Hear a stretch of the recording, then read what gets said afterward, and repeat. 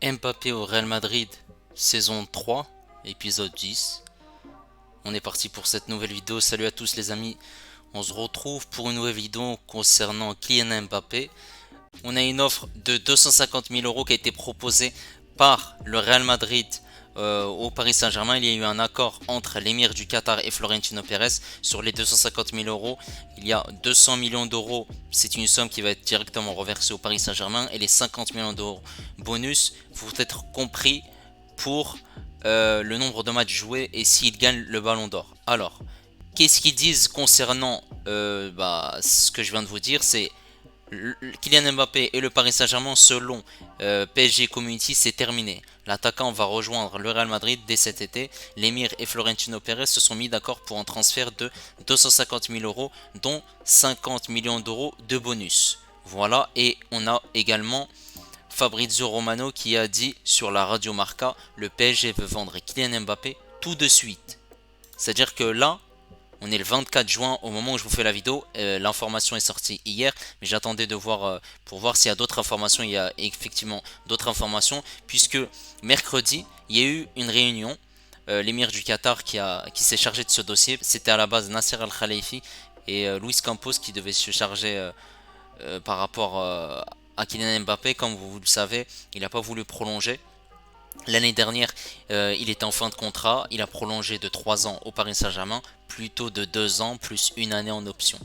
C'est-à-dire que là, s'il ne prolonge pas, l'été 2024, au 30 juin, il partira libre. Le Paris Saint-Germain ne prendra rien du tout comme argent. Voilà, il pourra s'engager dans le club qu'il veut. Mais le truc, c'est que Kylian Mbappé ne veut pas prolonger, mais il dit et réaffirme à différents médias qu'il veut continuer au Paris Saint-Germain. C'est-à-dire que c'est les troubles faits. Voilà, c'est un peu un jeu de dupes. Voilà, j'essaie. Lui, il veut passer pour le gentil et que le Paris Saint-Germain passe pour le méchant. Kylian Mbappé va dire: bah moi, je vous ai dit que je voulais rester au Paris Saint-Germain, mais que je voulais pas quitter. Et que voilà, c'est pas de ma faute. Et du coup, l'été prochain, bah, il va se dire: bah je vous ai déjà averti depuis longtemps. Et l'autre option, s'il part au Real Madrid, bah, il va dire: mais moi, je vous ai jamais dit que je voulais partir au Real Madrid. J'ai toujours dit que je voulais rester au Paris Saint-Germain. Si là, comme il y a un accord entre l'émir du Qatar et Florentino Pérez, je vous ai dit, c'est un jeu de dupe. Il est malin en fait. Et c'est un jeu de communication également. Concernant du coup ce sujet, Kylian Mbappé, il a du coup reçu l'année dernière, lorsqu'il a signé son contrat, des garanties. C'est-à-dire qu'il voulait le capitanat, qu'on construise une équipe compétitive en Ligue des Champions. Voilà. Qu'il ait des garanties sportives, et aussi que il y a aussi un club qui parte loin en Ligue des Champions, qui veut gagner tous les trophées. Malheureusement, le Paris Saint-Germain n'a pas gagné tous les trophées cette saison. Ils ont gagné uniquement le championnat de France avec Christophe Galtier, avec une partie de saison plutôt réussite. La deuxième partie de saison était vraiment très compliquée, notamment avec 6 défaites. Sur la première partie de saison, il n'y avait aucune défaite. Une élimination en huitième de finale face au Bayern de Munich. Une élimination également en Coupe de France en quart de finale contre l'Olympique de Marseille. Voilà, ça fait énormément de choses qui contrastent par rapport aux objectifs du début de saison. Maintenant, est-ce qu'il faut le vendre, sachant qu'on a 250 000 millions d'euros qui sont posés sur la table? Puisqu'au début ça parlait de 300 millions, mais c'est 200 millions d'euros plus 50 bonus. Il faut le vendre, tout simplement, puisque l'année prochaine il pourra partir libre vu qu'il ne veut pas prolonger. Du coup, autant le vendre pour réinjecter cet argent sur d'autres joueurs. Moi, je proposerais de mettre Harry Kane en buteur, et en ailier droit, mais par exemple Bernardo Silva. Voilà. Puisque Osimhen, il est évalué à 180 millions d'euros. Harry Kane, c'est autour des 80-90 millions d'euros. Et Bernardo Silva, autour des 70 millions d'euros, ce que demande Manchester City. Et Raphaël Leao sur le côté gauche, on aurait bien voulu qu'il vienne au PSG, mais il a prolongé son contrat jusqu'en 2027, et sa clause libératoire est fixée à 170 millions d'euros. Il pourrait rester Marcus Rashford, mais bon, il n'y a pas assez de pistes, notamment pour l'ailier gauche, à avoir. Réinjecter cet argent sur différents joueurs pour améliorer, notamment également au milieu de terrain, en défense. Et c'est une grosse opportunité, une grosse vente, sachant qu'il a été acheté à Monaco 180 millions d'euros. Bah, c'est lui qui a fait venir le directeur sportif Luis Campos. Voilà. Concernant Luis Campos, il y a une information qui dit que il va également quitter le Paris Saint-Germain. Alors, ça c'est une info également qui a été relatée par le média PSG Community qui ont dit dans la lignée du départ de Kylian Mbappé au Real Madrid, Luis Campos va également quitter ses fonctions de directeur du football. En fait, il n'est pas salarié du club, il est directeur du football, c'est-à-dire que en fait, il est conseiller sportif, il n'est pas directeur sportif. Et il travaille aussi avec le Celta Vigo. Voilà. Du coup, la connexion, comme vous savez, entre Campos et Jorge Mendes elle paraît un peu compliquée, elle est mal perçue, notamment parce que Jorge Mendes il propose énormément de joueurs à Campos pour que le Paris Saint-Germain les achète, notamment ce qui s'est passé la saison dernière avec Vitinha par exemple. Doit une totale confiance en Luis Enrique.